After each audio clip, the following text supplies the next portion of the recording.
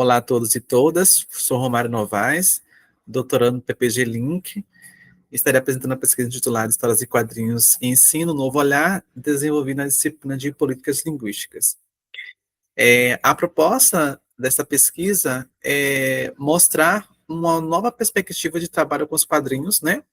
Já que normalmente, quando se fala de trabalhar quadrinhos em sala de aula, foca-se principalmente no trabalho com texto verbal, né? Claro que aqui também não quero desmerecer o trabalho com texto não verbal, mas focar que o trabalho precisa ser melhor desenvolvido, né? Focando principalmente no texto ou na linguagem não verbal, né? Que aonde esse gênero tem a sua maior construção e que muitas vezes é deixado de lado, né? Ou é feito um trabalho superficial, né? Quando se trabalha simplesmente desse texto não verbal, a questão dos balões, né? E se esquece que também os planos, os ângulos, as linhas cinéticas, as onomatopeias, né?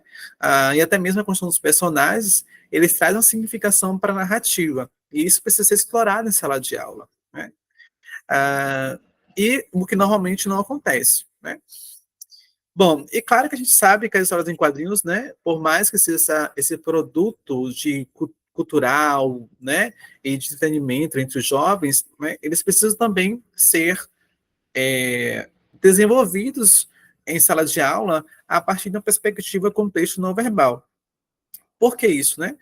Para justamente fazer com que os alunos percebam a relação que há entre a significação que está ali permeando a narrativa, né, a partir do não verbal, com a sua relação com o social também, né, a sua vivência de mundo está perpetuada ali também na narrativa. Então, muitas histórias de super-heróis que nós conhecemos hoje, né, eles têm uma relação com um contexto histórico e um contexto social, né, que está ali perpetuando, né, suas ideologias, né, suas ideias de mundo, né, ou ideia de um coletivo, né, imaginário que está ali perpetuando, que precisa ser explorado. Né? Por exemplo, uma construção de um masculino, né, que nós temos ali representado a partir dos super-heróis, né, de um masculino branco, eurocêntrico, né, que está ali perpetuando, a gente precisa entender isso a partir de quem? Do texto não verbal, ok? E, além disso, né, toda essa construção que o não verbal traz, ele precisa ser explorado em sala de aula. Né? O que, como eu falei anteriormente, né, muitas vezes não ocorre. Né? Ou quando ocorre, ocorre de modo bem superficial. Tá? Então, essa pesquisa tem como objetivo geral discutir a importância de um trabalho mais assistível com as HQ, destacando suas potencialidades voltadas ao ensino, e com objetivo específico, demonstrar a construção significativa contida nos elementos composicionais dos quadrinhos, quadros, planos, ângulos, onomatopeia, entre outros. Destacar a relação entre quadrinhos, políticas linguísticas e ensino, exemplificar a aplicação dos quadrinhos voltados ao ensino, enfatizando as possibilidades que podem ser discutidas a partir desse gênero. Tá? Então, esses são os objetivos que eu pretendo, a partir desta pesquisa, que a gente vai ver em cada tópico que estará sendo discutido aqui. Bom, claro, para início dessa discussão, eu trago para te entender o que é histórias em quadrinhos, né? Esse gênero que está em sala de aula e que normalmente a gente só utiliza ele para fazer análises morfológicas e sintáticas. Mas o quadrinho ele é muito mais do que isso, né? Muito mais que análise morfológica, muito mais que análise sintática, muito mais que uma tirinha para te trazer crítica social, né? Mas ele é um gênero que está carregado de significação e que perpassa a vivência dos nossos alunos também. Né? Então, eu trago três autores primordiais, né, teóricos. O primeiro é Esner, que vai dizer que histórias em quadrinhos é uma arte sequencial, né? Então, é uma arte que existe uma sequência, né, de narrativa. McCloud ele vai dizer que são imagens pictóricas e outras justapostas em sequência deliberada, né? Até porque eles fazem quadrinho há uma justaposição de imagens, né? Então há uma imagem ao lado de outra que vai dando uma sequenciação para o leitor possa realizar a leitura. E Kangren que vai dizer que é um sistema narrativo formado por dois códigos de signos gráficos, o imagético e o escrito. Então observa que Kangren ele vai dizer que há essa relação entre o imagético e o escrito, né? E que os dois elementos os dois códigos de signos, eles precisam ser explorados, mas normalmente o que ocorre em sala de aula é a exploração simplesmente do texto verbal e a anulação, né? Eu vou colocar nessa perspectiva, a anulação do texto ou do código não verbal, né? Onde há uma maior significação dentro da narrativa gráfica, né? Se a gente quer analisar uma história em quadrinho e trazer discussões sociais a partir dos gêneros, seja qual narrativa gráfica que a gente trouxer para a sala de aula, a gente vai ter que fazer isso a partir do texto não verbal, é onde a gente vai conseguir construir uma maior significação e fazer com que os alunos tenham e construam uma análise crítica a partir dos quadrinhos que eles realizam a leitura. E aí, ainda a McCloud, ele vai dizer que as histórias em quadrinhos, ainda que relegadas a uma condição minoritária, né, oferecem um inestimável portal através do qual podemos ver nosso mundo. Os quadrinhos, como outras formas minoritárias, são vitais para diversificar nossas percepções de mundo. E como eu falei anteriormente, né, os quadrinhos eles não estão dissociados da nossa vivência, do nosso contexto sócio-histórico, né? Há uma relação muito profícua, né, e muito assertiva quando o quadrinista ele vai construir a sua narrativa gráfica, ele traz para aquele quadrinho a nossa relação de mundo, né? Por exemplo, né, a gente tem um Capitão América, então qual a ideia, né, que se é perpetuada a partir da visão do Capitão América, né? A ideia do patriotismo, né? Mas que patriotismo é esse? O patriotismo americano, que está ali presente na narrativa. Né? Isso é perceptível a partir de quem? A partir das falas? Não, a partir de todos os elementos não verbais que compõem a narrativa. Né? E a partir disso eu posso trazer essa discussão para a sala de aula. Tá? E por que pensar os quadrinhos como uma política linguística? Né? Então, pensar os quadrinhos como uma política linguística é pensar a importância que a linguagem não verbal tem para o campo da significação, pois cada elemento existente na narrativa não é utilizado por mera estética do gênero, mas para construir significação, pois, como afirma Vargas, compreender e explorar esses elementos são fundamentais para a construção do sentido.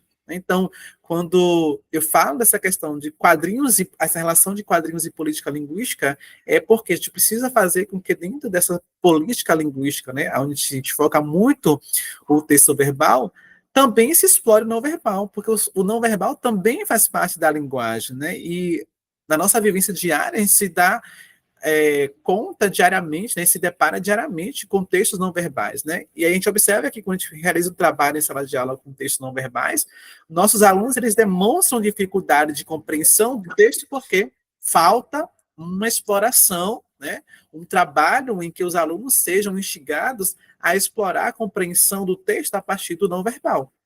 E por isso que a gente precisa de uma política linguística que faça com que a linguagem não verbal esteja mais latente e presente em sala de aula e seja bem mais explorada, né? E nada mais do que fazer essa exploração, né, de uma política linguística, utilizar a política linguística para com os quadrinhos, né? Já que a linguagem não verbal ela é primordial dentro desse gênero, né? E esse gênero é carregado de significação, de significações que podem ser dialogadas e ensinadas para nossos alunos a partir do não verbal, né? Ainda falando sobre a questão da política linguística, né?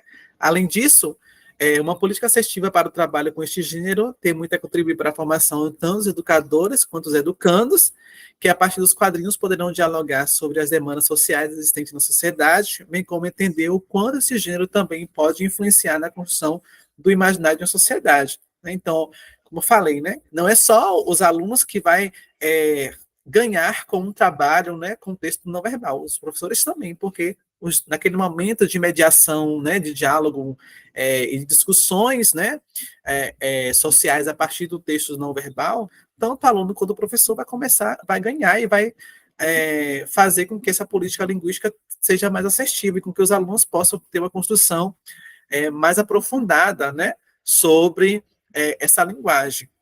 Tá? E claro também, porque essa linguagem não verbal também, ela perpetua dentro desse imaginário coletivo do ser humano. Então, quando eu digo, vamos trabalhar as questões de dominação masculina, né, ou do patriarcado. Então, como faz isso a partir dos quadrinhos, né?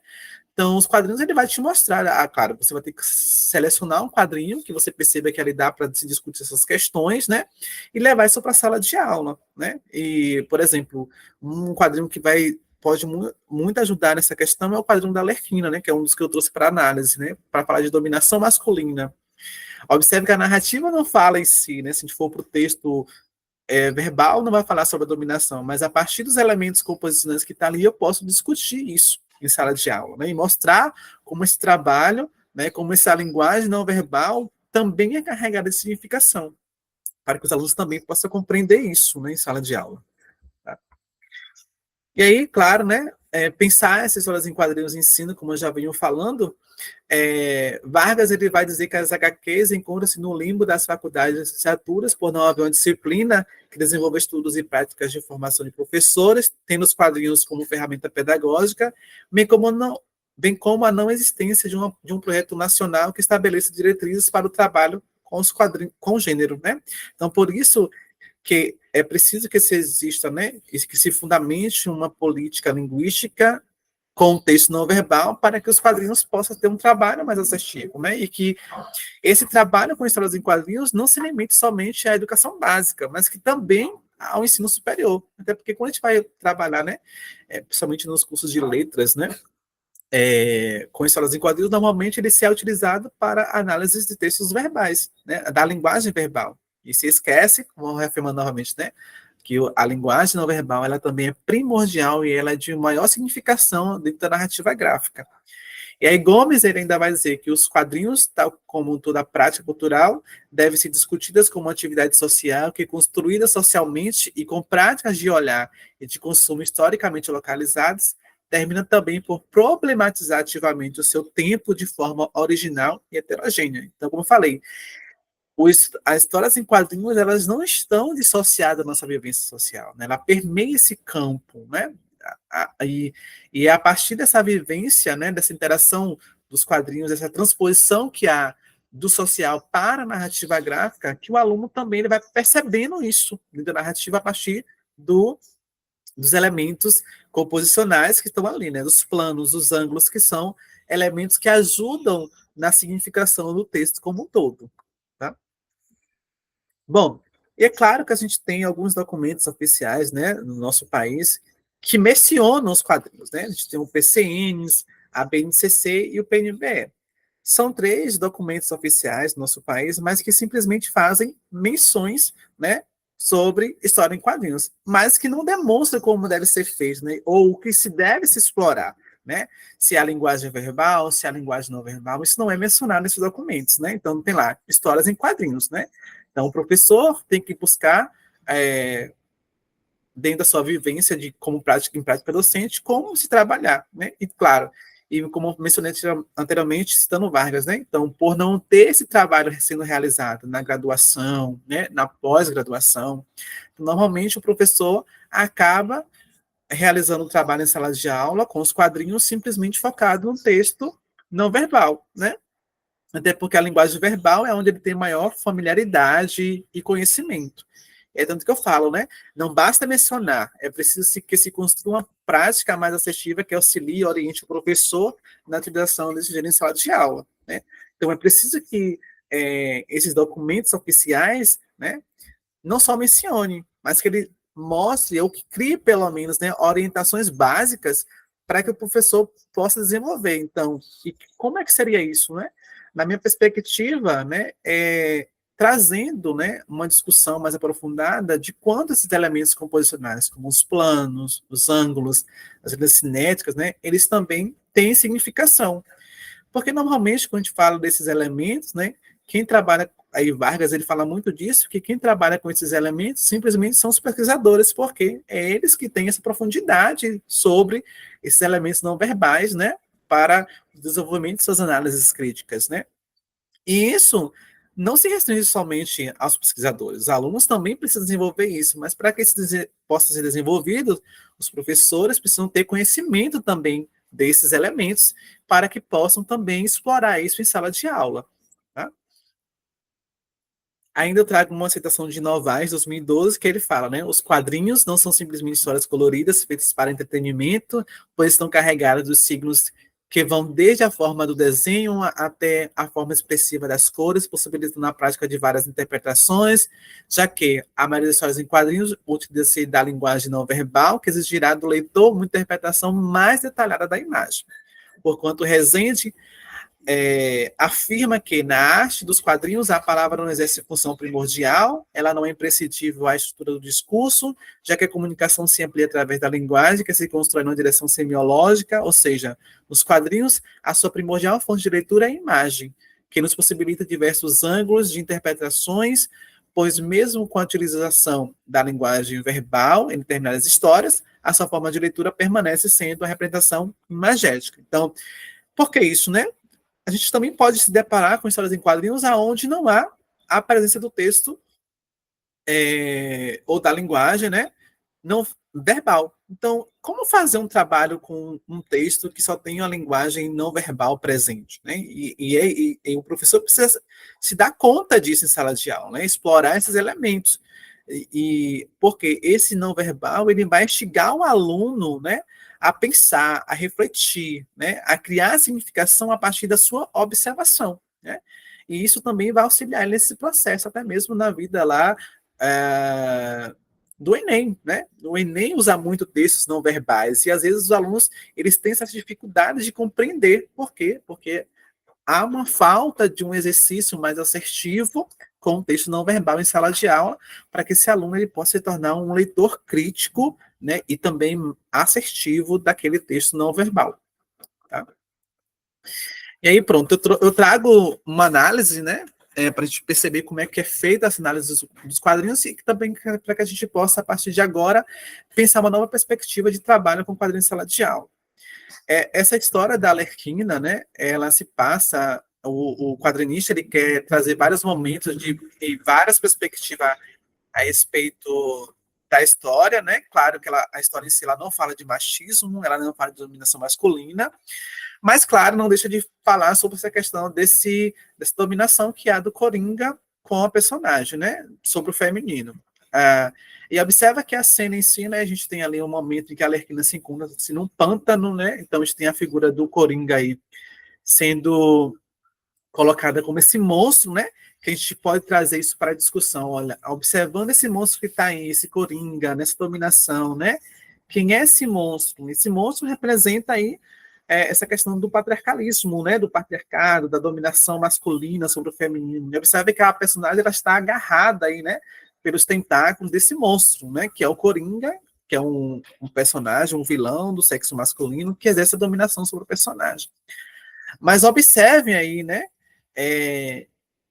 Que a fala que ele fala, né? Que é bom, porque você está indo rumo à minha pança, né? Então, essa questão de ele possuir a personagem, de dominar. Mas observa que lá no quadrinho abaixo, né? A onomatopeia, o splat, né? Que aí observa que esse momento que esse splat, há uma mancha de sangue. Claro, essa mancha de sangue, né? Simbolizar, na narrativa, ela vai simbolizar essa libertação, mas eu também vou trazer isso para a questão, né, desse splat como uma forma de dominação, de libertação, né, de dominação, não, de libertação desse sistema patriarcal.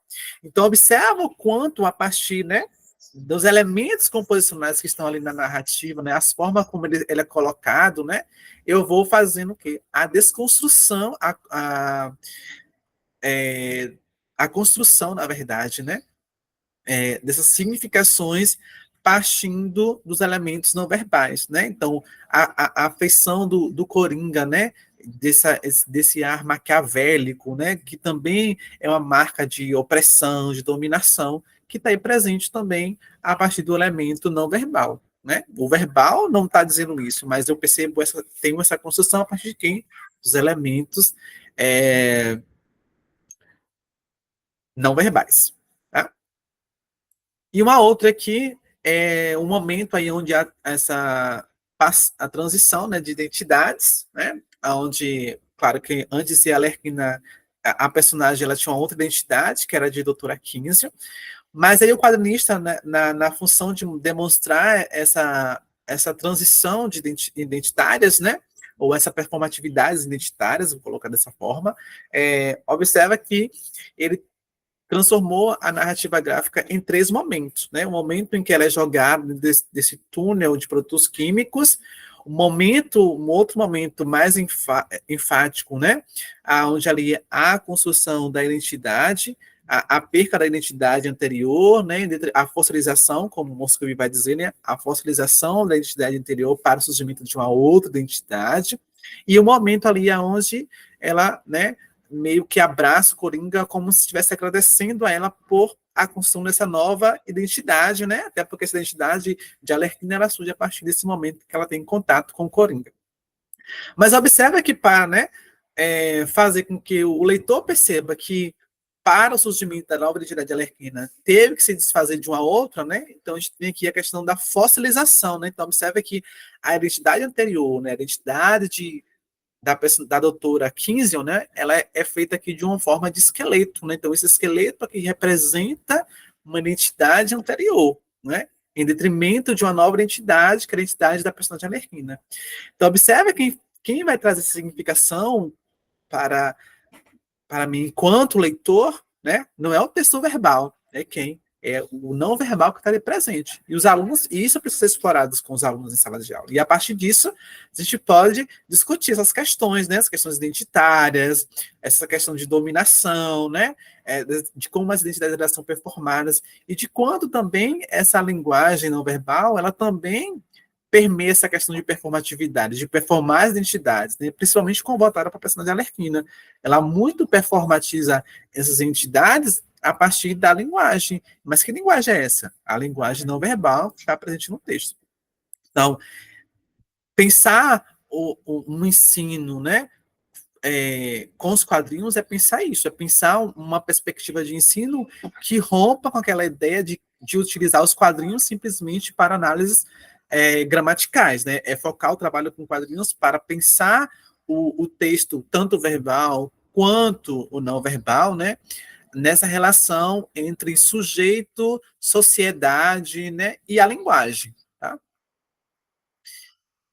Minhas considerações finais, levando-se em consideração as discussões aqui expressas, reafirma a importância de se pensar os quadrinhos e seus componentes estruturais como componentes de potencialidade discursivas que necessitam ser explorados no espaço escolar e na universidade, garantindo a educação mais assertiva com textos multimodais, sejam eles os quadrinhos, objeto aqui de discussão, ou outros gêneros que se apropriam do não verbal, visto que diariamente nos deparamos com essa linguagem e elas ressignificam o mundo e o nosso estar nele, né? Então, a intenção aqui, né, dessa pesquisa é demonstrar o quanto o trabalho com a linguagem não verbal ela precisa ser melhor desenvolvida, né, em sala de aula, para fazer com que nossos alunos se tornem leitores críticos também, não só de textos verbais, mas também de textos não verbais.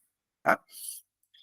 Essas são algumas referências que eu utilizei para o desenvolvimento dessa pesquisa e muito obrigado a todos.